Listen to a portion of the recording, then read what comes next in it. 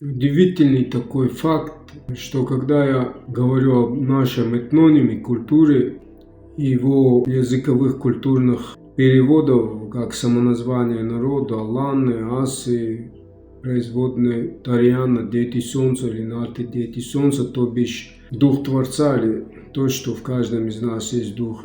Отсюда и наш язык, и наше «Я Аздан Воздан», богоподобный, как и у носителей нашей культуры, у славян, скифской, у них раньше тоже буквица начиналась с «аз», в переводе «Бог, творящий на земле». На что часто христиане православные говорят: ну, Фред, как ты можешь быть богоподобным? Иисус делал чудеса, типа Иисус определяется чудесами. Ну, во-первых, чудес никаких нет, сама жизнь есть чудо, и каждый ее миг.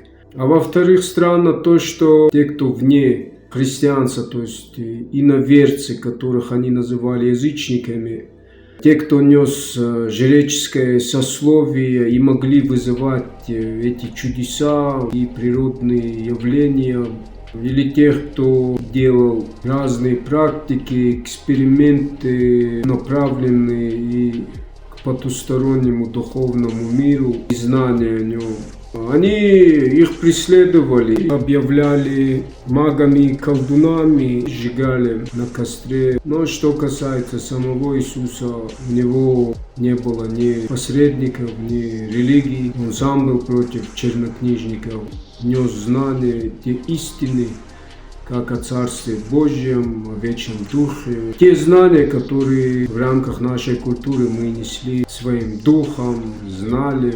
И поэтому лично мое мнение, наша культура – древняя форма истинного христианства, но не сама религия христианства, где только признается лишь один богоподобный, как Иисус. Ну, все бы ничего, но большинство, кто принимают, они потом и не признают нашу культуру как такие же культы истинные, потому что для них богоподобный только один.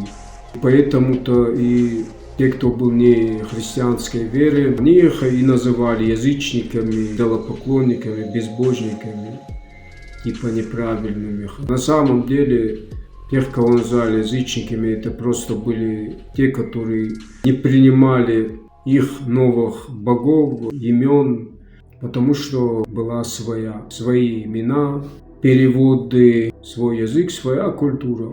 Лично для меня Иисуса как носителя таких же истин я принимаю, как такого же единомышленника. Но не принимаю тех, кто ставит лишь от его одного всеми как шаблон, типа он только богоподобный, а мы типа с точки зрения Библии из глины, грязи. Ну а так носители нашей культуры, языка в корне было понимание о едином творении, Творце, то, что мы называем Духом везде, во всем, Творцом. Для его обозначения был главный символ всех носителей одной культуры. Ариев – это солярный символ, а живой символ природы – Солнце.